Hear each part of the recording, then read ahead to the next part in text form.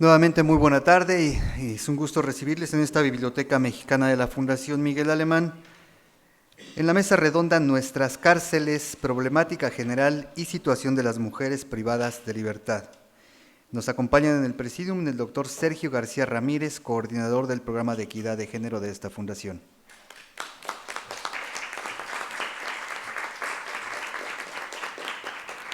La licenciada Irma Cues Arquiz, coordinadora del programa de equidad de género.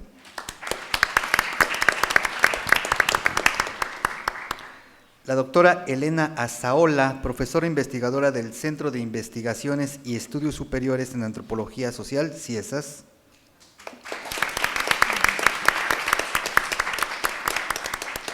La doctora Iris Santillán, profesora investigadora de la Universidad Autónoma Metropolitana. Doctora Corina Giacomelo, investigadora del Instituto Nacional de Ciencias Penales e integrante de X Justicia para las Mujeres, AC.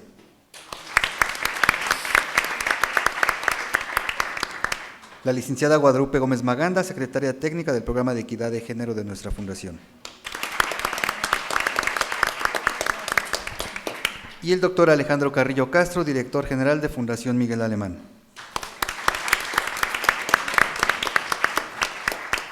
Cedemos el micrófono al doctor Sergio García Ramírez para moderar esta mesa redonda. Buena tarde.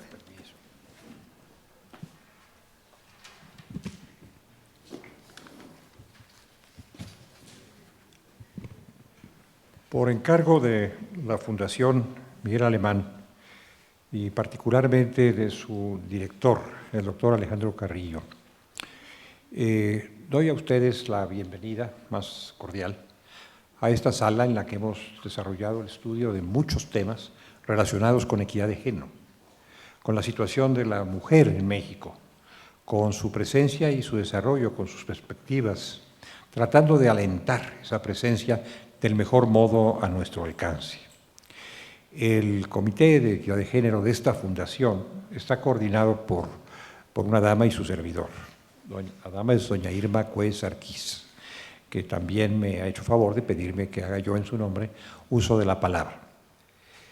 En la tarde de ahora vamos a presentar a tres excelentes, extraordinarias expositoras sobre un tema que es al mismo tiempo fascinante y doloroso.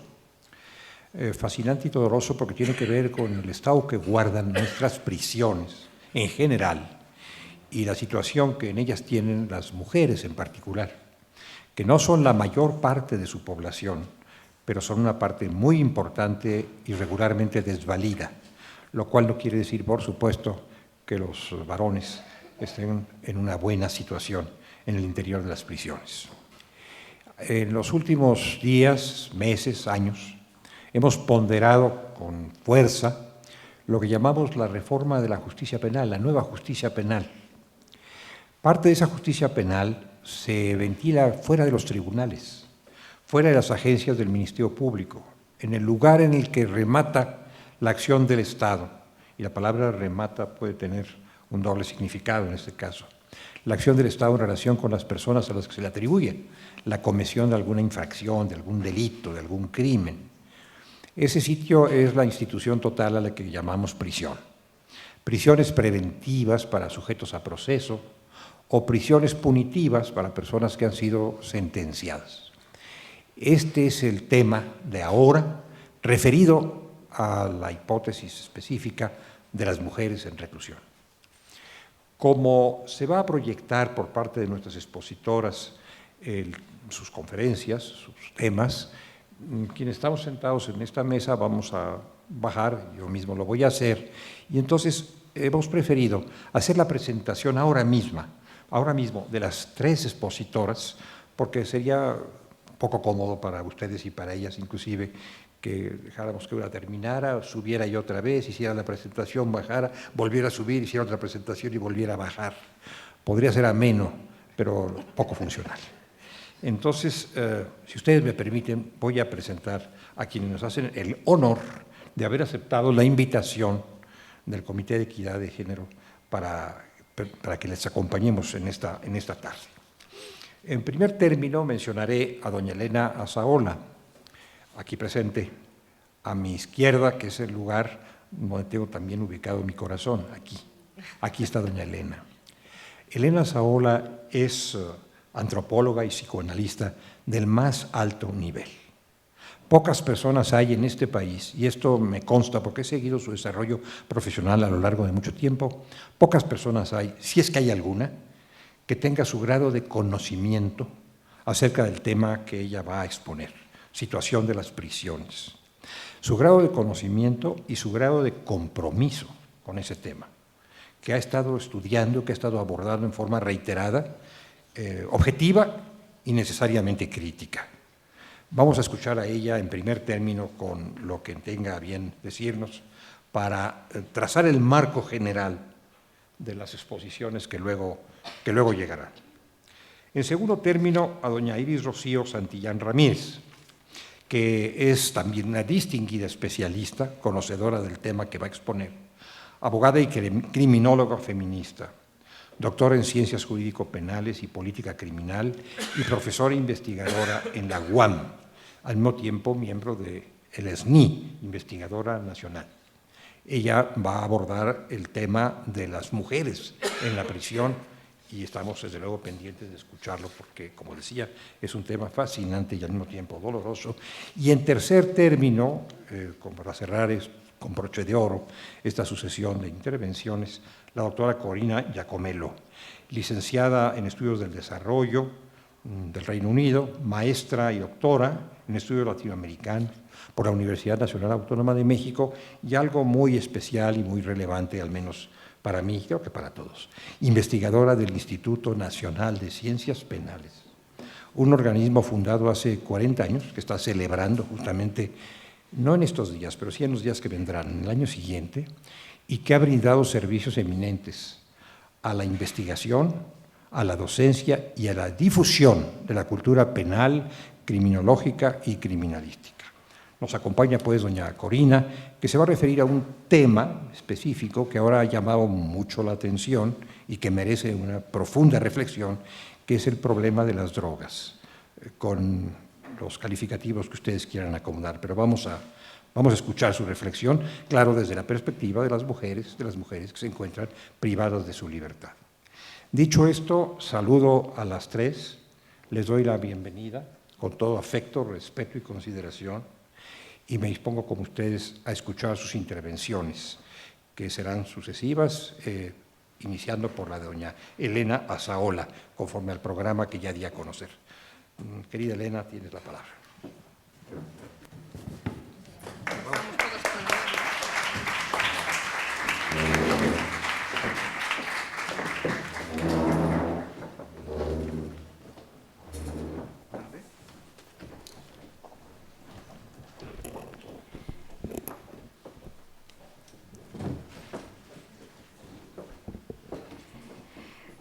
Muy buenas tardes.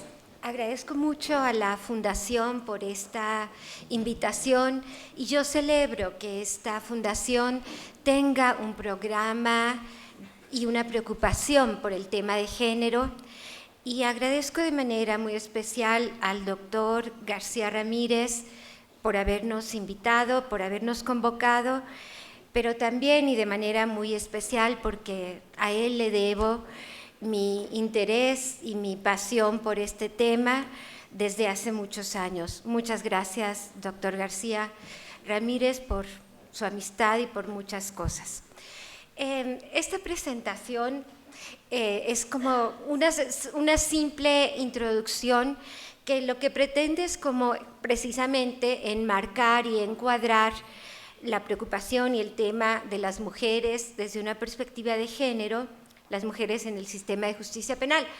Pero esto es como dar un contexto general de la problemática de nuestras prisiones para luego entrar a especificar con mayor detalle el tema de mujeres. Y lo voy a hacer también desde una perspectiva que coloque a México en un área regional, en el área de América Latina, un poco para que tengamos idea de que los problemas principales que tienen nuestras prisiones no son solo problemas de las prisiones en México, sino que son bastante comunes en la región. Estos son el enfoque principal de esta ponencia va a ser primero hablar de los problemas principales que tienen las prisiones y luego tratar de hacer algunas propuestas, porque sí creo que hay políticas que podrían ser favorables para todos estos problemas. Pues esto es lo que tenemos: cárceles sobrepobladas, condiciones de vida indignas, infrahumanas, abuso de la prisión preventiva, política contra las drogas que en toda la región ha llenado las cárceles, ausencia, y esto es un tema muy importante en el que me voy a enfocar, una ausencia de políticas criminológicas integrales. ¿Qué quiere decir esto? Que deberíamos constantemente, y sobre todo la clase gobernante, preguntarnos a quién queremos que esté en prisión y si conviene que estén las personas que son la mayoría en las prisiones, porque lo que hay es una criminalización de la pobreza. Hay también una indiferencia social hacia los presos que tiene mucho que ver con los discursos de las políticas de seguridad de los últimos gobiernos, que nos han planteado o nos han hecho construir de alguna manera a los delincuentes como enemigos, como personas que no pertenecen a nuestra sociedad, en lugar de tratar de entender qué es lo que precisamente hace que estas personas se involucren en el delito. Y hay también lo que se llama populismo punitivo, que quiere decir que este clima de temor social hacia la delincuencia hace que la gente pugne por las salidas fáciles. Hay que alzar las penas, a pesar de que no hay evidencias de ninguna clase que sostengan que ni con pena de muerte ni con más años de prisión esto tenga una relación directa con el número de delitos. Y hay también ausencia de rendición de cuentas por parte del sistema penitenciario. ¿Y cuáles son esos factores que han contribuido al incremento? Pues es endurecimiento de penas, incremento de delitos que se consideran graves, duración de los procesos judiciales, abuso de prisión preventiva y falta de medidas alternativas, que desde hace mucho tiempo se habla de esas medidas alternativas a la prisión, pero desafortunadamente no se han diseñado los sistemas para que eso se pueda aplicar. Ojalá que con la entrada del nuevo sistema de justicia penal esto sea una derivación importante. Hay que decir dónde está México situado. México ocupa el 6º lugar en el mundo en cuanto al número de su población penitenciaria. Como sabemos, el primer lugar lo ocupa Estados Unidos con más de 2 millones, China con 1.6, Rusia 700,000, pero piensen ustedes en el número de habitantes que tienen esos países, o la India con 670,000, Brasil 550,000 y México 6º lugar en el mundo con 260, pero luego el tema es comparar cuál es la tasa por su población. Y aquí la comparación la hacemos básicamente con Latinoamérica, y México vuelve a ocupar el 6º lugar en Latinoamérica. En primer lugar estaría El Salvador, luego Panamá, está un poco desordenado, pero así. México ocupa el 6º lugar en cuanto a la tasa por 100,000 habitantes, número de presos por 100,000 habitantes. Hay que decir también que 95% de la población en las prisiones es de hombres, 5% de mujeres. Esta es una cifra, un porcentaje que está dentro del promedio mundial, o sea, México está exactamente en la media y tiene que ver con muchas cuestiones de género, que espero que mis colegas nos van a explicar qué es lo que explica que 5% sean mujeres, 95 hombres. Guardemos la pregunta. Después, para describir un poco la población penitenciaria en México en este año, 81% son presos del fuero común, 19% del fuero federal, 44%. Esto quiere decir que hay 44% de personas que están en las prisiones, casi la mitad, que no han sido condenadas, que no se les ha demostrado que hayan cometido un delito, pero sin embargo están ocupando un lugar en la prisión. Mujeres son 5%, indígenas 3.4%. Tenemos en todo el país 392 centros penitenciarios, de los cuales 370 son cárceles estatales, municipales casi no hay ya, 22 son centros federales y 4 más se encuentran en construcción, y 5 de estos centros federales son contratos de prestación de servicios donde ha comenzado a ingresar la iniciativa privada. Esto sería un largo tema muy interesante para discutir, pero hoy no tendremos tiempo de hacerlo. Yo solo anoto que es un tema que debe reflexionarse mucho. En cuanto a los centros federales, al inicio, esto es importante, de la administración del presidente Calderón solo había 4 centros federales, pero al final se contaba con 13 centros, 8 se hallaban en construcción, hoy hay 22 y se espera, 4 en construcción, pero se espera llegar a construir 33, en muchos casos en este proceso con la iniciativa privada. Pero solo, por ejemplo, 25% de los internos en centros federales participan en actividades laborales, que es un tema pues relevante y preocupante. Volviendo otra vez a enmarcar el tema en la región latinoamericana, aquí lo único que me interesaba, y es lo que está subrayado con negritas, es el alto porcentaje de muchos países en Latinoamérica. Aquí está la población total, pero el porcentaje de procesados. Miren ustedes cómo Bolivia tiene su gran mayoría de población son procesados. México, acá está, pues está más o menos en la media o por debajo un poco de la media, pero hay países que, como ven, todos esos en negrita, tienen un altísimo porcentaje de personas en prisión que están en proceso.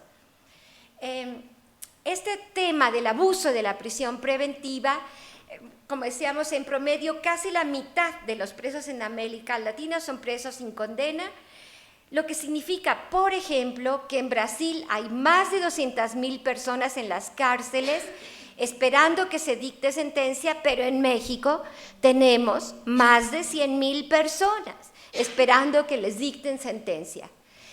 Este es un tema que seguramente mi colega va a ampliar, de manera que yo solamente quiero señalar que en toda América Latina se ha estudiado este incremento, dada la política en contra de las drogas, cómo ha incrementado la población por drogas y particularmente las mujeres. Voy a pasar rápido por esto. La sobrepoblación penitenciaria, o sea, idealmente si hay 100 camas, tendría que haber 100 internos, pero en Brasil hay 100 camas y hay 175 internos, así como ven. Hay casos verdaderamente dramáticos. Los más graves son los de los países de Centroamérica, pero también los países del Caribe tienen una sobrepoblación enorme, pero las cárceles de El Salvador, de Honduras, de Guatemala son verdaderamente un poquito más o un poquito menos que el infierno de Dante. Aquí tenemos México, bueno, en este conjunto no está tan mal en el sentido de tanta sobrepoblación comparado con los países de la región, pero pues nada para congratularnos tampoco, ¿no? Este estudio de Gola, ya dije, también hay que pensar en otros problemas importantes que ha habido en nuestro país, o otros efectos de esta mal llamada y mal pensada, me parece a mí, efectos de la política contra drogas. En estos 2 sexenios, de acuerdo con INEGI, 170,000 muertos, claro, no todos ellos atribuidos a esto, pero no está muy claro cuántos sí, cuántos no, parece que la mayoría. 26,000 desaparecidos, tampoco todos son en este contexto, pero es un tema que se ha agravado, y 350,000 desplazados, pero al mismo tiempo, como sabemos, muchísimas personas torturadas, detenciones arbitrarias y ejecuciones extrajudiciales, etcétera, ¿no? Yo creo que todo esto forma parte de un universo con el que finalmente las cárceles tienen que hacer frente. Por ejemplo, sabemos, nadie en realidad en nuestro país se siente satisfecho, pensando en general en lo que ocurre en las cárceles, y aquí no estoy distinguiendo, aunque tendría que hacerlo, mucho más ocurre todo esto en las cárceles estatales que en las federales, hay que decir, ¿no? Pero en fin, hay motines, fugas, violencia, drogas, riñas, homicidios, suicidios, y también, como lo ha señalado la Comisión Nacional de Derechos Humanos, 65% de las prisiones, y estoy hablando particularmente de las prisiones estatales, padecen autogobierno. Quiere decir que se tiene que negociar con los internos la forma de gobernar. Uso irracional de la prisión. Miren, por ejemplo, esto. En México, 620,000 personas fueron detenidas en operativos contra el narcotráfico durante el gobierno de Calderón. Sin embargo, 80% fueron liberadas por falta de pruebas. Y también 59% de los recursos del sistema penal se destinan a investigar, procesar y sancionar delitos menores. Esto que decíamos, la mayor parte de las personas que están en prisión, la mayoría, es por haber cometido robos muy menores, y uno tendría que preguntarse si esa sería la función. Tengo que correr para llegar a decir esto. El tema, lo que necesitamos es una política criminológica, porque a las cárceles pues les llega la gente, no es culpa de las cárceles tener a esa gente, claramente, es no culpa, pero es decir, bueno, son parte de las leyes y el Poder Judicial se las manda, ellos solo los guardan. Entonces, ¿qué es una política criminológica? Pues abarca todo este tipo de cosas que no me da tiempo de decir porque tengo que llegar a esta parte. ¿Qué hacer? Pues primero tendríamos que realizar un análisis costo-beneficio de las prisiones en función de los objetivos de una política criminológica. La que tenemos es más bien precisamente una política criminal, no criminológica, que estableciera el Estado, reducir el uso excesivo y desproporcionado de la pena de prisión, revisar los códigos penales para hacer un uso racional y proporcionado, desarrollar sistemas de salidas alternativas, recuperar el control de las prisiones, reducir el abuso de prisión preventiva, y este es un tema importantísimo, dignificar y mejorar la calidad de vida de los internos, y esto nos conviene a todos, porque esas personas saldrán, y en la medida que no las dignifiquemos, pues saldrán con daños muy profundos. Pero hay que mejorar también la calidad de vida de los trabajadores penitenciarios. Esto es un tema importantísimo. No se dota a las prisiones de los recursos necesarios para que puedan desempeñar sus funciones. No se ve la relevancia y la importancia que esto tiene. ¿Qué más? Facilitar la visita de los familiares, porque de ello depende que podamos reincorporarlos. También proporcionar un trato digno a esos familiares, garantizar alimentos, agua, etcétera, capacitar y dar mejores condiciones de trabajo al personal, revisar sistemas de clasificación, revisar sistemas de sanciones adentro de las prisiones. El tema del aislamiento es un tema importantísimo que hay que revisar y manejar con muchísimo cuidado.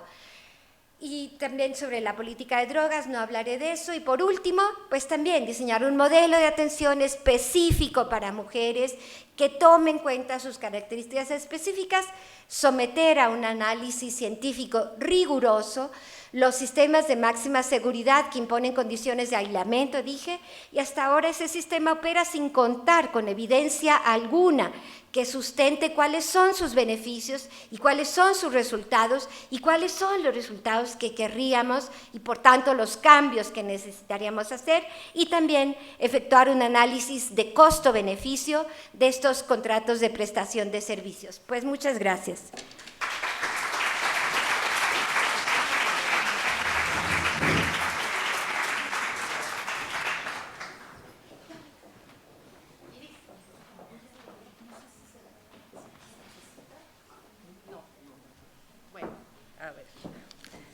Yo, para ir más rápido, preparé algo escrito. Entonces, pues muy agradecida por estar aquí, muy complacida. Y yo he denominado mi charla ¿a qué tienen derecho las mujeres en prisión?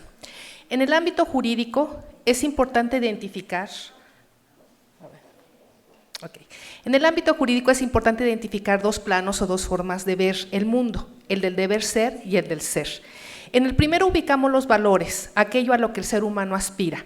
Ahí también se ubica el derecho con todas sus normas jurídicas. Por otro lado está el mundo del ser, el del plano de lo fáctico, el de los hechos. De este modo, por ejemplo, si bien el artículo 4 constitucional está escrito de forma tal que nos hace creer que es un hecho que hombres y mujeres somos iguales ante la ley, debemos distinguir que éste pertenece al plano del deber ser, con lo cual es un mandato legal que, desafortunadamente, en el plano del ser no se ha cumplido aún. Pensemos que todavía la mayoría de las mujeres se enfrentan a una serie de obstáculos que impiden la igualdad material, como los denominados techo de cristal, el piso fangoso y la taza rosa.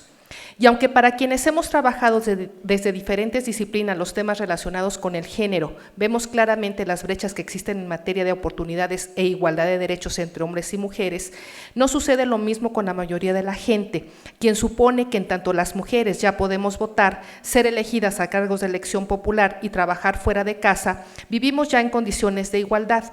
Una herramienta indispensable para que las diferencias se vean con claridad es la perspectiva de género, que ha sido definida en la Ley General de Acceso de las Mujeres a una Vida Libre de Violencia. No lo voy a leer, simplemente les voy a decir que la perspectiva de género permite visibilizar a las mujeres y a los hombres, a sus necesidades, sus circunstancias, sus condiciones. Es decir, con los lentes de género podemos mirar las diferencias que hombres y mujeres viven tanto en el plano del deber ser como del ser. Desafortunadamente, la distancia entre estos dos planos se acentúa en el ámbito penal y penitenciario, y más si se trata de la materialización de los derechos de las mujeres. A finales del siglo pasado, aunque se escuche muy lejano, pero pues así es, ¿no? La doctora Elena Saola, en su magistral obra El delito de ser mujer, ya denunciaba que a las mujeres que purgaban penas por el delito de homicidio se les sentenciaba con un 30% más de años que a los hombres homicidas. Ahora ha descrito ya cuál es la terrible situación que ellas viven en prisión, a pesar de que existe un amplio marco jurídico internacional y nacional al que debiera sujetarse el sistema penitenciario mexicano para evitar la violación de los derechos humanos de las mujeres privadas de su libertad. Nuestra Constitución establece en el segundo párrafo del artículo 18 que el sistema penitenciario mexicano tiene como fin la reinserción de las personas que han sido sentenciadas por alguna conducta considerada delictiva, para lo cual se organizará sobre la base del respeto a los derechos humanos, del trabajo, la capacitación para el mismo, la educación, la salud y el deporte. El mismo párrafo establece que las mujeres compurgarán sus penas en lugares separados de los destinados a los hombres para tal efecto.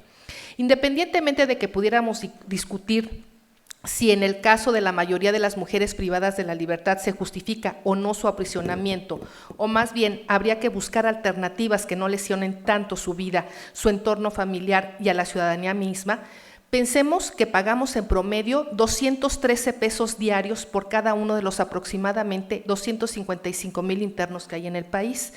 Y por otro lado, si existe una contradicción entre intentar reintegrar a la sociedad a una persona a través de la institución carcelaria, lo cual no parece en absoluto racional, es tanto como querer enseñarle a un pequeño a que aprenda a nadar en una fosa de arena, ¿no les parece? Lo cierto es que, contrario a lo que mis jóvenes estudiantes de ingeniería piensan, porque les hice la pregunta esta semana, que cómo construirían una cárcel, y me dijeron, pues nada más pensando en que no se escapen, ¿no? Entonces, bueno, contrario a esto, quienes purgan una sentencia tienen derecho a que el Estado les garantice ciertos derechos. De lo contrario, se estaría en una flagrante violación a sus derechos humanos. De este modo, las instituciones penitenciarias están sujetas a una serie de normas de carácter internacional, nacional y local que las obliga a respetar y garantizar los derechos humanos de las personas que se encuentren bajo su resguardo, cualquiera que sea la calidad jurídica en la que se hallen. Recordemos que hay quienes aún, sin que se les compruebe que haya cometido algún ilícito, están sujetas a prisión preventiva, con lo cual se violenta el principio de inocencia. Debemos estar conscientes de que generalmente son las personas más pobres, aquellas que por su situación social y económica son las más vulnerables frente al sistema de justicia penal, por lo que difícilmente podrán pedir favores, corromper a un policía, ministerio público o al juzgador. Tampoco podrán pagar los servicios de un abogado o abogada que de manera profesional atienda su caso, menos aún pueden pagar una fianza. Según una información recientemente publicada en la revista Forbes México, alcanza un porcentaje de 42.1% de personas encarceladas en prisión preventiva, cumpliendo de cierta forma una pena sin que se haya comprobado su culpabilidad. La imposición de la prisión preventiva o de una sentencia condenatoria implica un estado específico de derechos para quien la recibe. Miguel Sarre hace una clasificación de los mismos: derechos que se conservan, derechos que se pierden o se suspenden, derechos que se restringen y derechos que se adquieren con la imposición de la sanción penal o de la reclusión durante el proceso. Los derechos que deben conservarse son los siguientes: la dignidad de la persona, igualdad y no discriminación, legalidad, ejecución de pena, proporcionalidad, integridad personal y prohibición de actos de tratos o penas crueles, autonomía de la conciencia, seguridad personal, seguridad jurídica, la libertad sexual, entre otros. Los derechos que se pierden o se suspenden con motivo de la imposición de una pena o de la reclusión preventiva son los que se encuentran directamente contenidos en una resolución judicial, es decir, si es una pena privativa de libertad, pues es la libertad, pero la libertad de ambulatoria, no otra, ¿no?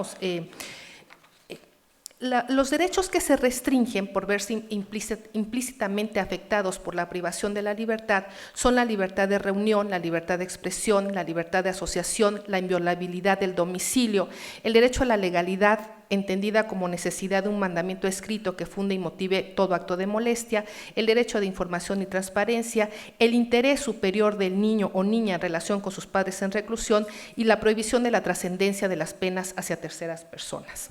Finalmente, señala Sarre, los derechos que se adquieren con la imposición de la sanción penal o del proceso en reclusión son los contenidos en el artículo 18 de la Constitución Política Federal y que son educación, trabajo, capacitación para el trabajo, protección a la salud y al deporte, alimentación y agua potable, derechos que garanticen una estancia digna. Además, a partir de todo esto es que en el plano del deber ser tendría que reinsertarse la persona que está cumpliendo una pena. Todos estos derechos están reconocidos por instrumentos internacionales que a partir de la reforma constitucional en materia de derechos humanos de 2011 son vigentes y obligatorios. En el marco internacional, en materia de derechos humanos para personas que se encuentran privadas legalmente de su libertad es amplio, ¿no? Aquí está un listado de algunas de estas tratados, principios, convenciones, etcétera. Estos instrumentos contienen normas que deben ser respetadas por el Estado mexicano y más específicamente por las autoridades penitenciarias con el fin de proteger y garantizar los derechos humanos, la dignidad y una estancia digna de las personas que se encuentran privadas de su libertad por ser acusadas de algún ilícito o por estar purgando una pena privativa de libertad. De manera general, estos tratados, convenios, tienen estos contenidos y yo me quiero ir muy rápidamente a un instrumento nuevo que se conoce como las reglas de Bangkok, que son las reglas de Naciones Unidas para el tratamiento de las reclusas y medidas no privativas de la libertad para las mujeres delincuentes.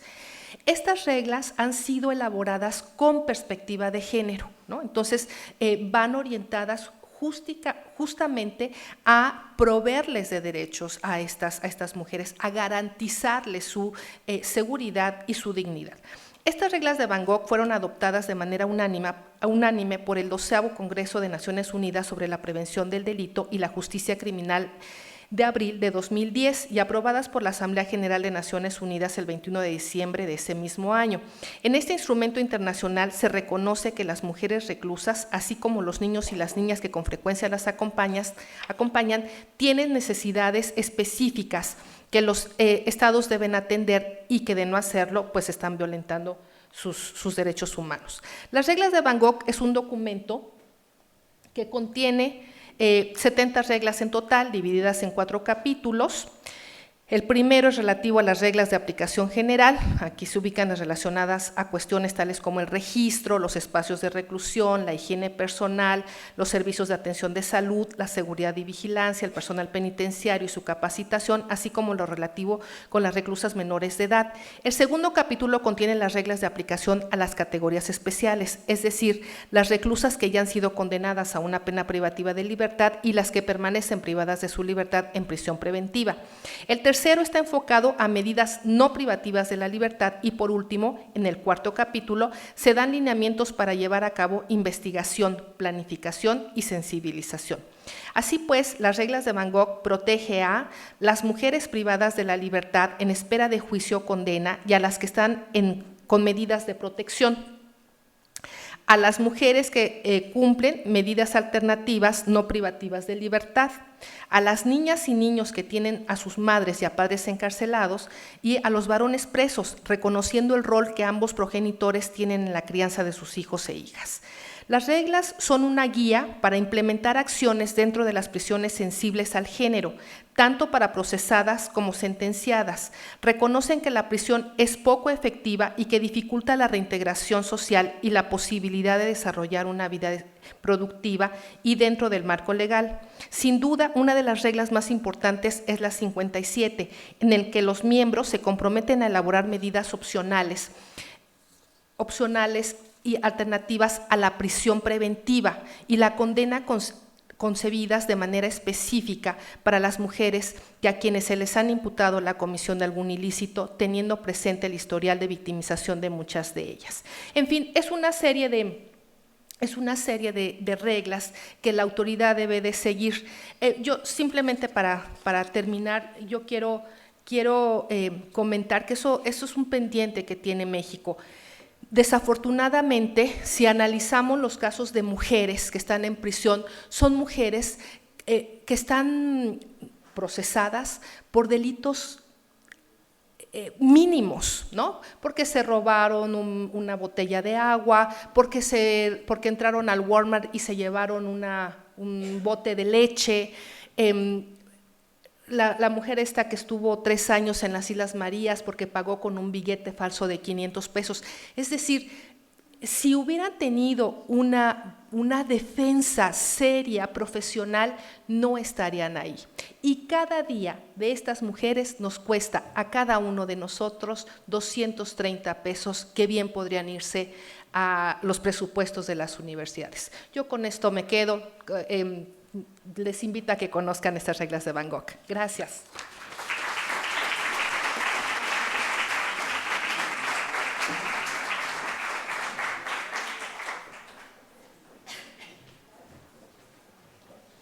Bueno, muy buenas noches.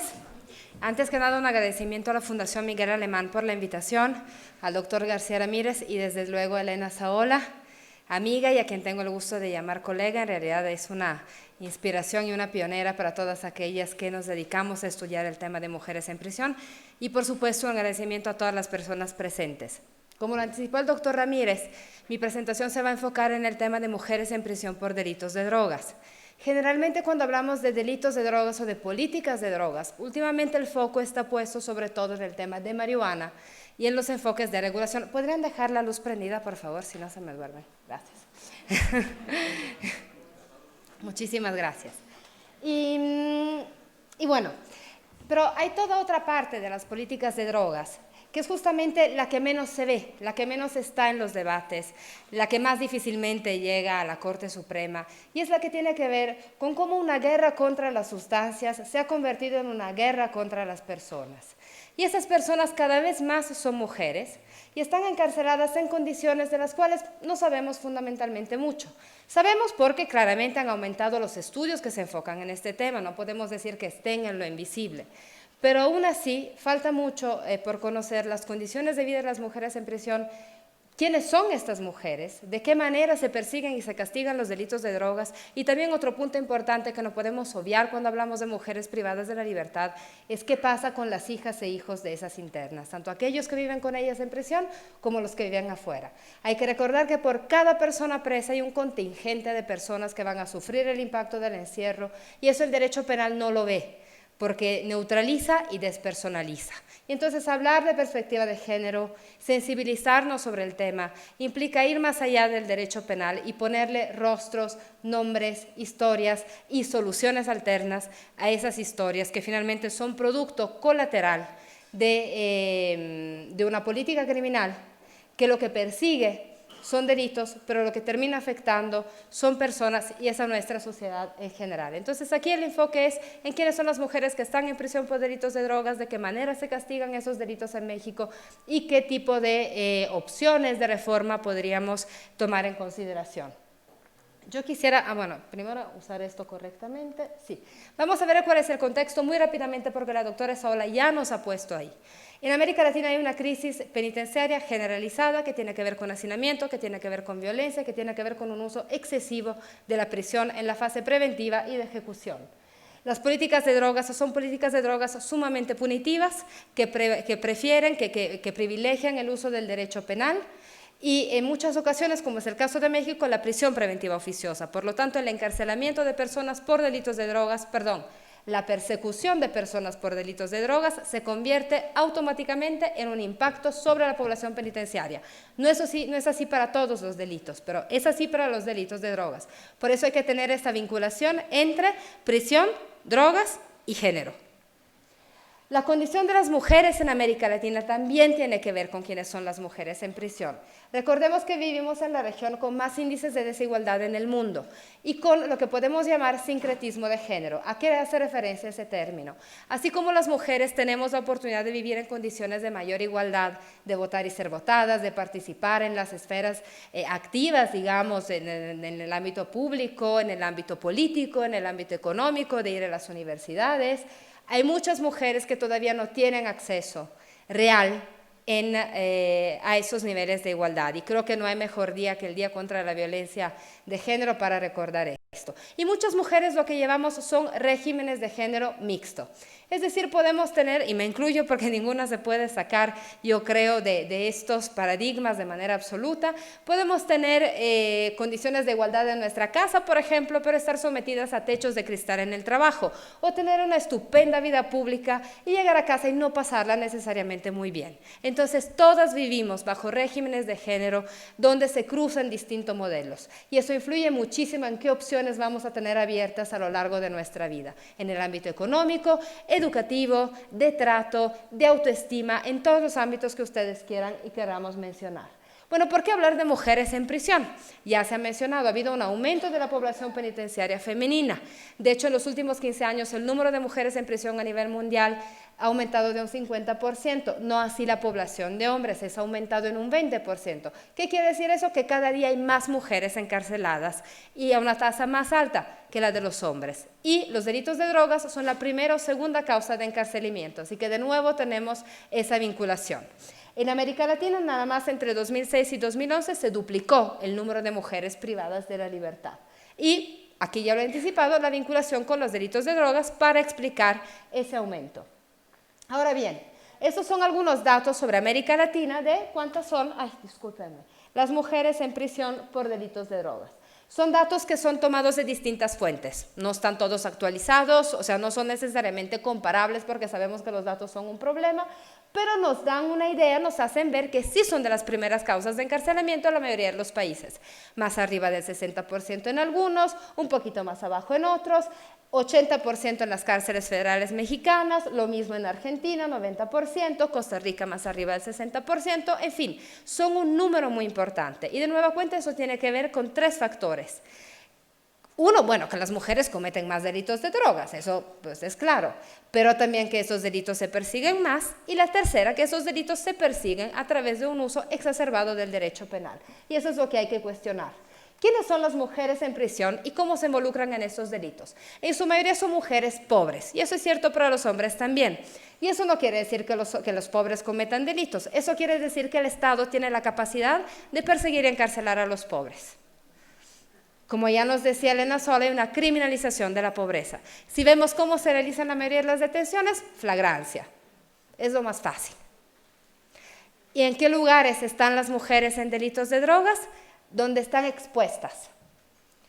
en los cruces fronterizos, en los aeropuertos, recogiendo las maletas con el dinero de las extorsiones, cuidando al secuestrado. Ahí están, donde es más fácil que lleguen las fuerzas de seguridad y es más fácil que se las lleven. Entonces, esa es otra cosa. No es que la gente en la cárcel es la que cometió los delitos, es a la que lograron agarrar. Y de 40% ni siquiera está comprobado además si lo cometió o no. Pero bueno, pobres, muchas con historias de violencia, incluso violencia sexual. Ese no es un punto menor, porque ¿quiénes son esas mujeres? Mujeres que han sido víctimas de un delito que en ningún momento fue denunciado, no fue perseguido, no fue sancionado y el daño nunca fue reparado.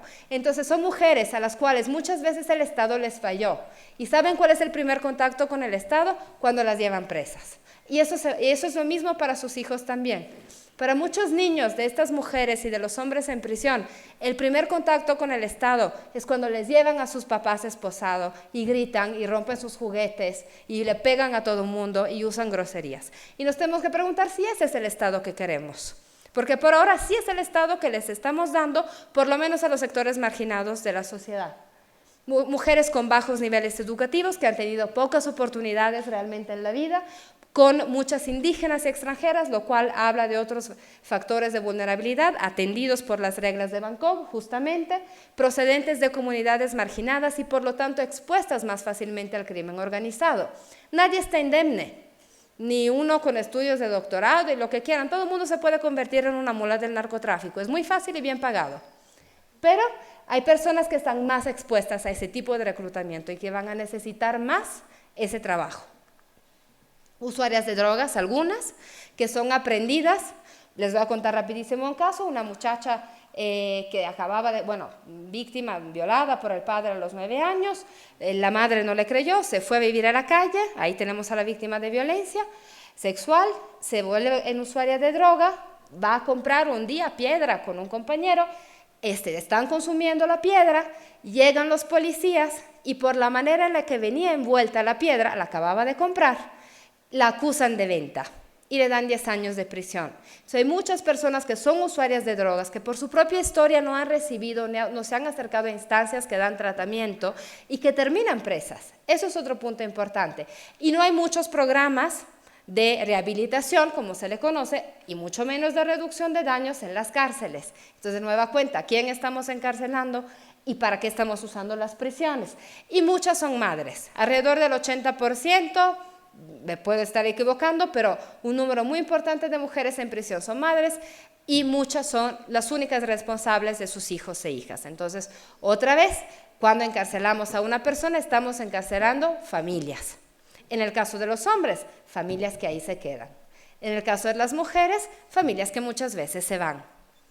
Y los hijos muchas veces desaparecen y no vuelven a saber de ellos. Y si encima la detención, por darles un ejemplo, se realiza cuando los niños están en la escuela, lo más probable es que cuando esos niños regresan de la escuela a la casa, la mamá ya no está. Terminan yéndose con un primo, con el tío, con el vecino, y si bien les va, estarán en una casa, pero pueden terminar siendo incluso víctimas de explotación sexual, laboral, porque no hay una sola instancia de las mujeres o de la niñez que cuando hay una detención de mujeres o hombres con niños esté ahí para tomar el registro de qué va a pasar con estos menores de edad. Entonces, las probabilidades incluso que estas mujeres vuelvan a ver a sus hijos, en muchos casos son remotas. Y responsables de delitos no violentos. Y esto nos lleva a un tema que ya tocó la doctora Saola. ¿Para qué las queremos en las prisiones? Ese perfil. ¿De qué nos sirve? Además del tema económico, que aquí me permito también añadir otro. Sí es cierto, cada interno y cada interna genera un costo, pero el dinero ilícito que se genera en las cárceles por cada persona presa también es enorme.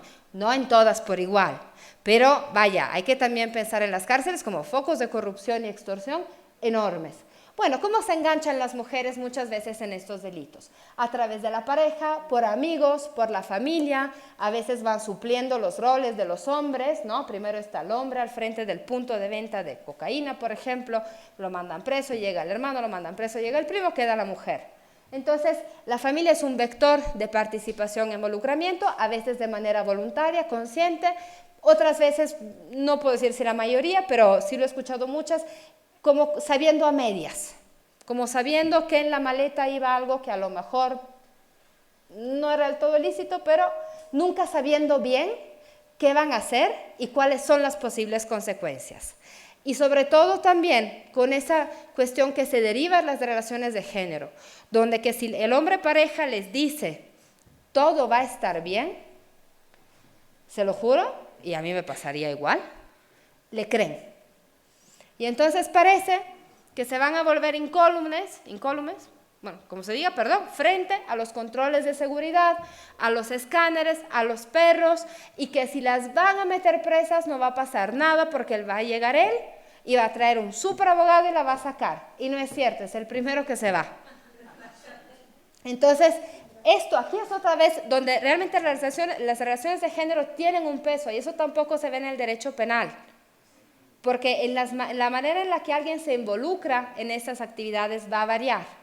Y la influencia de la pareja es muy alta, no solo en delitos de drogas, en secuestro, en extorsión, ¿no? En otras actividades más de crimen organizado. Hay algunas que sí son víctimas planas de coerción, de engaño, que son obligadas, que se ven amenazadas. Yo diría que son la minoría porque hay muchas personas disponibles para traficar drogas, entonces no es tan necesario obligar, pero sí las hay. Y este es un fenómeno que valdría muchísimo la pena estudiar más a fondo.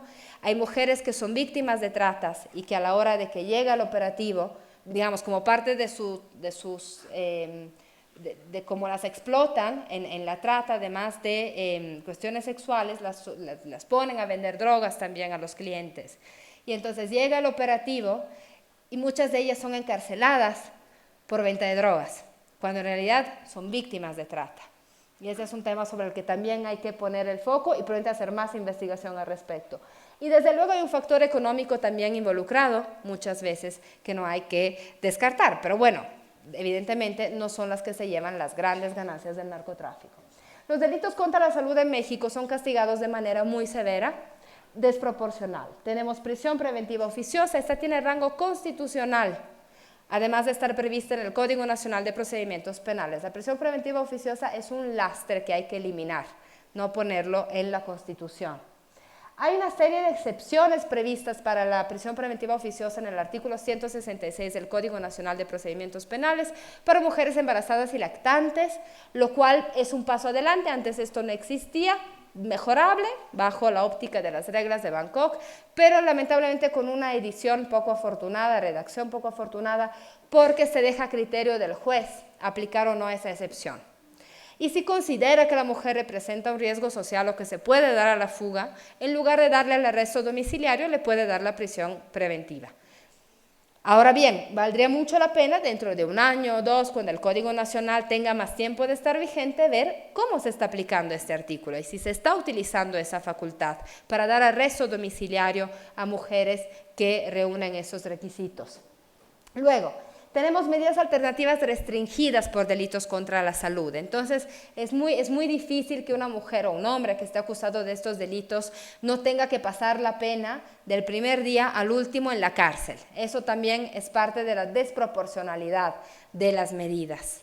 Penas desproporcionales, pensemos en las previstas por el Código Penal Federal de entre 10 y 25 años, por ejemplo, por introducción o extracción de drogas al país, posesión de ciertas cantidades para arriba, una mínima de 5 años, en fin, valdría la pena revisar las penas, pero no solo en cuanto a los años, en cuanto a los factores que se toman en cuenta para determinarla, porque por ejemplo, tanto el Código Penal como la Ley General de Salud prevé factores agravantes, lo cual está en sintonía con las convenciones de Naciones Unidas sobre el tema, pero no factores atenuantes. Entonces, incluso jueces, magistrados que tienen más conciencia del tema, que se dan cuenta que a las que tienen enfrente son mujeres francamente muchas veces explotadas o que no son las grandes traficantes, pero pues las encontraron ahí con la droga y bien o mal, como parte de la cadenita de la justicia, las tienen que sentenciar.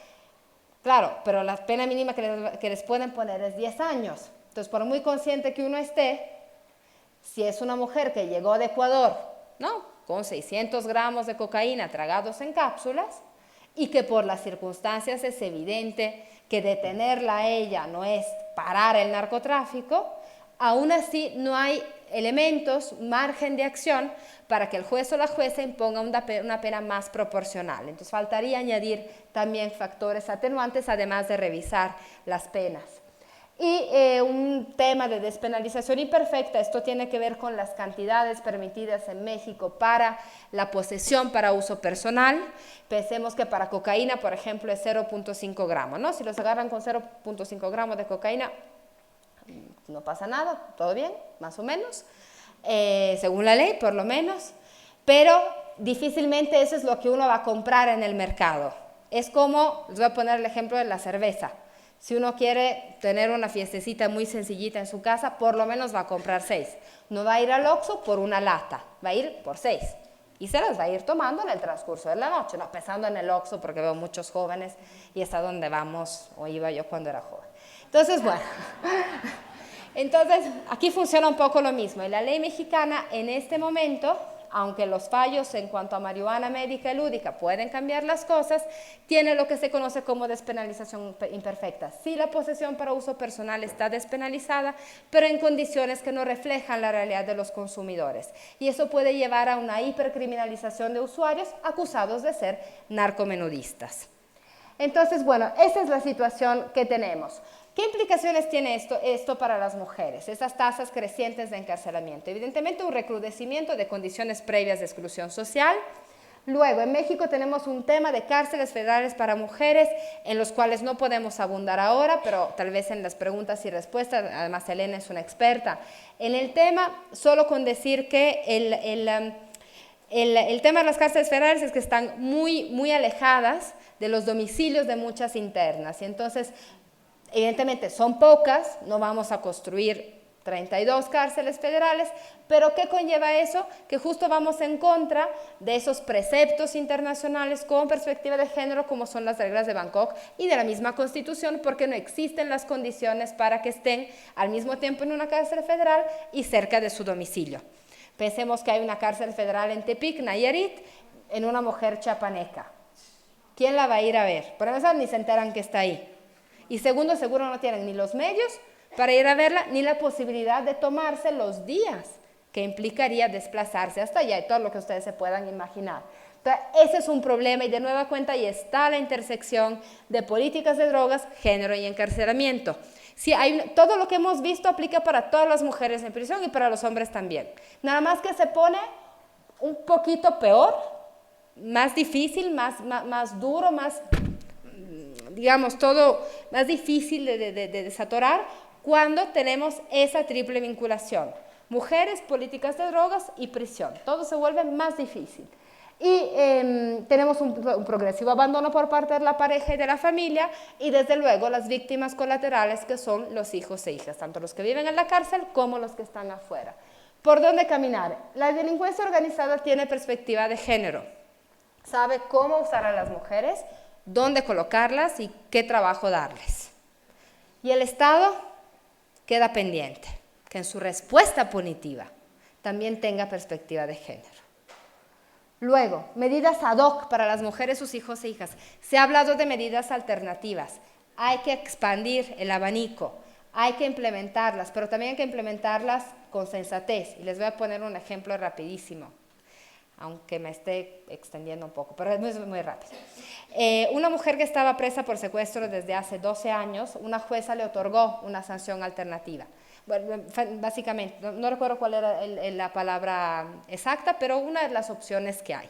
Pero ¿qué condiciones le puso a la señora para que pudiera vivir en su casa? Trabajar de tiempo completo. Hasta aquí todo bien. Terminar la preparatoria, bueno, en la noche. Fines de semana en la cárcel. Y aparte acudir a las pláticas de una organización de la sociedad civil que trabaja con mujeres. Que yo sepa, todos tenemos días de 24 horas y semanas de 7 días. Tal vez esa mujer no, pero si es el caso, era muy difícil que cumpliera. Y que además estuviera con sus hijos, porque era madre soltera de 4 hijos. Entonces, vaya, hay que tener mucho, y hay que trabajar con los impartidores de justicia, para tener esa sensibilidad, esa lógica, que a veces el derecho no tiene porque no ve a la persona. Y de nuevo cuento, ojalá que el nuevo sistema, que los va a poner a todos en la sala de audiencias, ayude para ver, porque eso es la perspectiva de género, ver.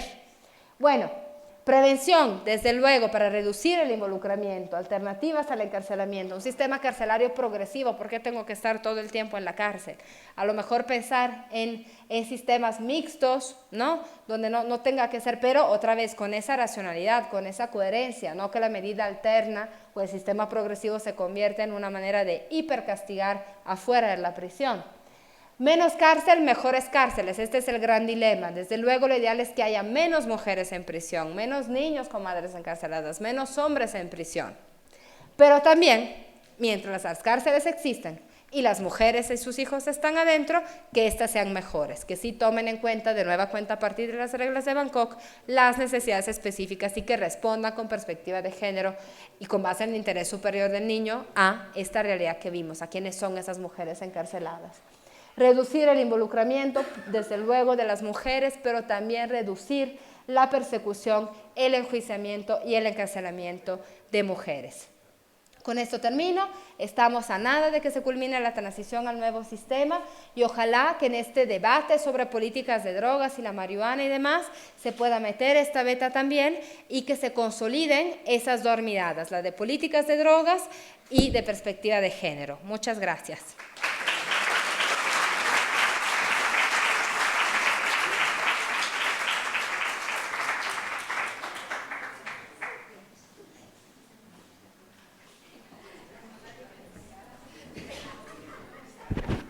Les invito a tomar nuevamente asiento en la mesa, porque podríamos disponer de algunos minutos para escuchar preguntas, observaciones, comentarios por parte de quienes nos hacen favor de asistir a esta estupenda sesión de trabajo.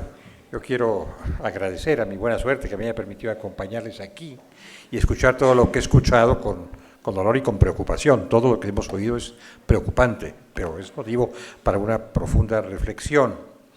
Nos hemos enterado de cosas y hemos además recuperado el recuerdo de cosas que ya conocíamos y que a veces no están tan claras en la mente de todos, en la mente general. Bien, podríamos entonces ocupar unos 15 o 20 minutos, si les parece, escuchando preguntas de quienes quieran formularlas. Yo les rogaría a quienes intervengan que nos hicieran el enorme favor de ser muy puntuales, muy directas en sus preguntas o en sus comentarios, para que haya la oportunidad de escuchar a las conferenciantes que han hecho un enorme esfuerzo, lo que se suele llamar un tour de force, para poder decir tantas cosas en tan pocos minutos. Realmente han ocupado menos de una hora para decir todo lo que han dicho y nos han permitido un panorama muy completo de un tema sumamente complejo, que podría llevarnos muchas horas. Entonces, consulto, ¿hay alguien que quiera hacer uso de la palabra? ¿Que quiera preguntar? Por favor.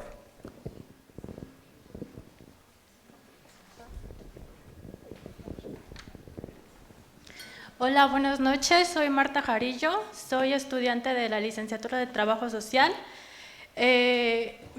Mi pregunta es esta, bueno, y más bien retomando también el tema de la transición demográfica, ¿no? Nos encontramos en esas etapas en donde pues vemos que el envejecimiento, vamos a llegar a un punto en donde vamos a encontrarnos con una población envejecida y esta también va a estar inmersa en los procesos de institucionalización. Como habían comentado, el incremento de las penas pues también va a llevar a poblaciones penitenciarias en donde va a haber viejos en prisiones. Mi pregunta es esta para las doctoras, ¿hay cárceles en América Latina que cuenten con modelos de intervención para las personas adultas mayores y sobre todo también con esta perspectiva de género, ¿no? Una mujer envejecida también hay un estigma todavía mayor para ellas. ¿Su pregunta es para la doctora Saola? Sí. Sí. Como gusten. Procuremos abrir el espacio para que pueda haber más preguntas. Si las tres se contestan la misma pregunta, esto podría reducirnos el espacio para más preguntas, pero lo dejo a su discreción. No, mencionaba yo que hacemos todas las preguntas. Bueno, un momentito a cada una. Muy bien, en ese caso, ¿hay alguna otra pregunta? Vamos a recibirlas en conjunto y las responden en la forma en que gusten, también en conjunto. Ok. Entendí mal. Por favor, adelante. Buenas noches, soy Rocío Ramírez, soy abogada. Yo trabajé muchas veces en reclusorios en provincia. si los federales y los municipales viven en condiciones que ustedes ya describieron, en provincias peor. Hay hacinamiento, pobreza, bueno. Lo que acaba de decir la última ponente sobre lo absurdo de esta mujer que esta juez le puso, también se aplica en los programas sociales, por ejemplo, Cedesol. Yo trabajé en Cedesol y a la gente en extrema pobreza también se les pone condiciones, que vayan a juntas médicas, que vayan a limpieza, que les ponen muchas condiciones para que accedan a estos beneficios de carácter social. Muchas personas desertan de estos programas porque o trabajan o me voy a la junta, o trabajo o me llevo a mis hijos. Muchos de estos programas sociales, no sé quién los planea, porque no tienen ni siquiera la idea de que la gente primero tiene que trabajar para comer. Entonces, si a eso le aunamos que en el programa social de la pobreza extrema no se aplica una visión realista de la situación de pobreza en que vive nuestro país, imagínense la situación carcelaria. Yo, es un comentario que le hago a los ponentes, que es maravilloso lo que acaban de hacer.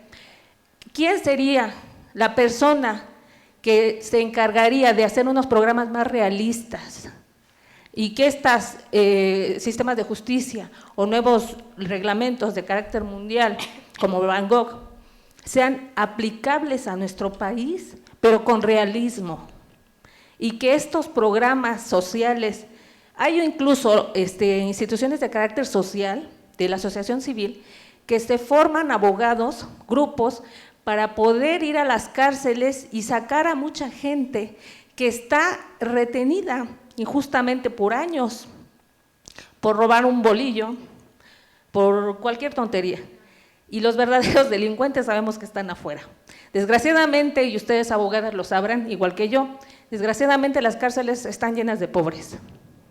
Y las mujeres, pues creo que son las más vulnerables entre todas. Entonces, a mí me gustaría, como comentario final, ¿cómo podemos hacer nosotros como sociedad que estas justicias sean realistas? ¿Cómo podríamos participar o hacerlo más justo y real? Yo insisto en la realidad. Los ponen tan inaccesibles para la gente que desgraciadamente, mientras no entendamos que la pobreza es producto de todo esto que está pasando, nunca vamos a poder llegar a todo esto que decían las abogadas, desgraciadamente. Muchas gracias. ¿Alguna otra intervención? Por favor.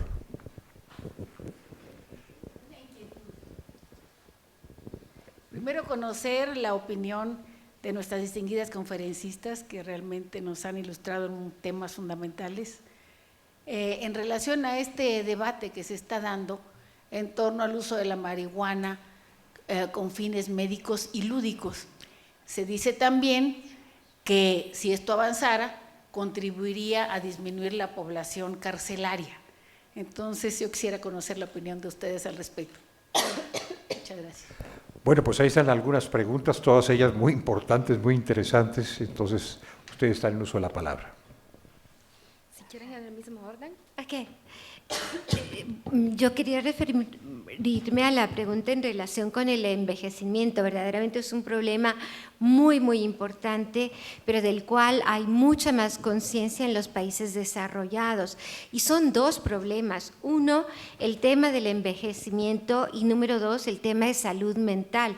Y particularmente esto se agudiza precisamente en las prisiones de alta seguridad y con el aislamiento, que verdaderamente pues lo que termina por hacer es deshumanizar a las personas en lugar de, como señalan nuestras leyes, pensar en reincorporarlas sanamente a la sociedad. Entonces son verdaderos problemas el tema de género, el tema de salud mental y el tema del envejecimiento, pero hay muy poca conciencia en los países de la región y hay mucha más y programas específicos de los cuales sí podríamos aprender en los países desarrollados, verdaderamente espléndidos. Estamos desafortunadamente yendo en una dirección contraria, mientras que en otros países se ha aprendido de los daños que ocasiona es el tema del aislamiento, por ejemplo. Nuestro país está todavía yendo en una política que promueve eso en las prisiones de alta seguridad, mientras que en otros países van de regreso y están anulando ese régimen, ¿no? Pero en fin. ¿Tú quieres lo de las drogas y tú lo de las políticas realistas? Ya, ok. Bueno, y bueno, una observación. Si no mal recuerdo, la legislación mexicana, a los 70 años, cuando cumple una persona 70 años, obtiene su libertad. Entonces también eso, no sé si en el ámbito federal. Se puede valorar, ¿no? Es que debiera, es que otra vez, me parece que está en el plano del deber ser, ¿no? Pero en el plano de los hechos ya hemos visto que depende, ¿no? Depende de quién sea. Pero al menos en el plano del deber ser, yo entiendo que debiera ser un derecho para todos. Luego, en cuanto a qué es lo que podemos hacer, cómo podemos participar. Yo creo que somos una sociedad muy punitiva y entonces siempre pugnamos en contra de aquella persona que comete un ilícito y queremos que se vaya a la cárcel. O sea, necesitamos cambiar el modelo de resolución de conflictos. En los últimos años se ha dado paso a esta justicia alternativa, en donde lo que se busca es un poco volver a lo que hace años pasaba, ¿no? Que las personas que tenían un conflicto la resolvieran. También hay un cierto sector dentro de quienes estudian el campo del sistema de justicia, que tiene que ver con el perdón, ¿no? Porque muchas veces de nada sirve que alguien se vaya a la cárcel si no reconoce qué fue lo que hizo y la víctima queda en el olvido. Entonces creo que hay como muchas vertientes de estudio todavía. ¿Qué debemos de hacer? Yo les digo a mis estudiantes de Derecho, tienen que estudiar. Mucha gente está en prisión porque no tuvo una buena defensa, una defensa comprometida. Yo cuando enseño Derecho Penal les digo, miren, pongan atención, por ejemplo, en la figura del error de tipo y error de prohibición. Se piensa, a mí me ha tocado dar clases a ministerios públicos o a jueces que afirman que el desconocimiento de la ley no exime su cumplimiento en materia de derecho penal. Y al menos en el Código Penal del Distrito Federal, por supuesto que lo exime, ¿no? Entonces, bueno, es desconocimiento, necesitamos conocer más de nuestros derechos, necesitamos conocerlo. Y luego, en cuanto al debate, bueno, yo soy criminóloga crítica, me acerqué a la crítica hace 25 años y esta corriente de la criminología desde siempre ha criticado justamente la criminalización de las drogas, ¿no?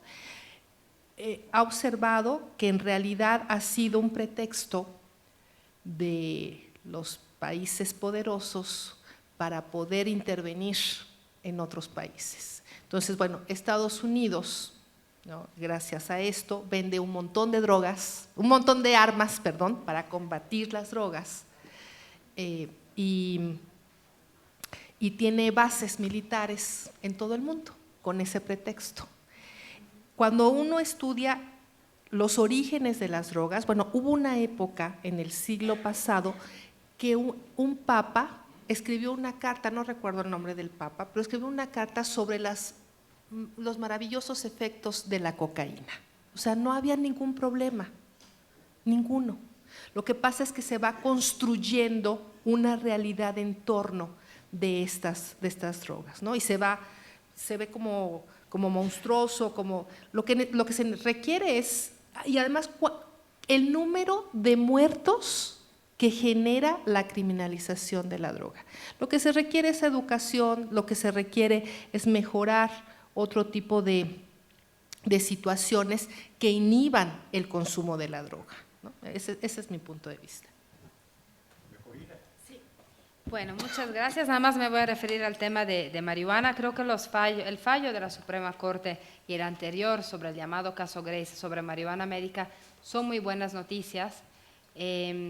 Colocan a México en un escenario internacional sano, digamos, hacia adelante. Y por el lado tanto por el lado de los discursos en el tema de marihuana lúdica, el libre desarrollo de la personalidad, el reequilibrar la relación entre el Estado y los ciudadanos en lo que tiene que ver con la esfera privada. Esos han sido argumentos que también la Corte de Argentina, por ejemplo, utilizó para declarar inconstitucional la penalización del consumo en ese país. Sigue estando penado en la legislación, pero hay un fallo de la Suprema Corte al respecto. Y entonces, bueno, hay distintas aplicaciones luego, pero bueno, creo que México es sin duda, insisto, una muy buena noticia por el lado de los discursos, por el lado de la sustancia en sí. La marihuana es una sustancia que es menos dañina que muchas de las otras que están penalizadas y de las que son legales también. Creo que este fallo, creo que aquellos países que han despenalizado, que no castigan el uso, el cultivo de marihuana, pensemos en Uruguay, que es el primer país que la ha regulado como Estado, o en los distintos casos de Estados Unidos, es porque está basado en conocimiento científico y en perderle un poco el miedo. Como ya lo decía Iris, la ilegalidad de ciertas drogas está construida alrededor sobre todo de moral, de contingencias históricas, de falta de conocimiento de las sustancias, de miedo incluso de estigma. Se han ido prohibiendo, por ejemplo, el discurso prohibicionista que surge justamente de Estados Unidos frente a las posiciones más hacia la regulación de Europa a principios del siglo XX, es a partir de la asociación de ciertas sustancias con grupos específicos de migrantes. Entonces, yo creo que estamos yendo hacia algo más deseable, que son políticas de drogas basadas en la evidencia científica.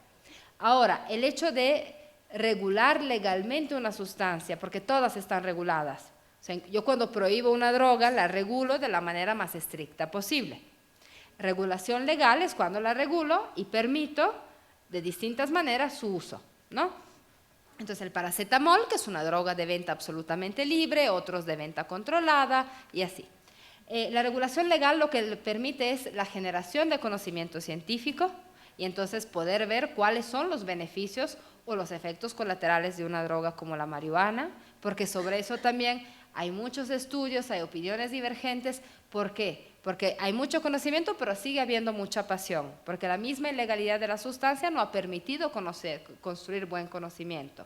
Además de que, bueno, en la ciencia médica siempre habrá debates y siempre habrá más y más conocimiento. Es una buena noticia desde el punto de vista científico también. Es una buena noticia para México porque, insisto, se coloca en una situación a donde han llegado varios países y donde hay buenos ejemplos. El de Uruguay es uno, no nos lleva suficiente tiempo la regulación para evaluarlo, pero, por ejemplo, Portugal despenalizó la posesión y el uso de todas las drogas, no solo la marihuana, hace 10 años. Hay estudios divergentes, pero lo que sí no se ha notado ha sido el gran miedo de todo el mundo, un incremento disparado del consumo. Eso no ha pasado. Y al contrario, yo creo que de nueva cuenta la regulación legal puede permitir el mejor encauzamiento del consumo. Pensemos con el tabaco. ¿Cómo eran los hábitos de fumar tabaco antes de que se prohibiera fumar en lugares cerrados y después?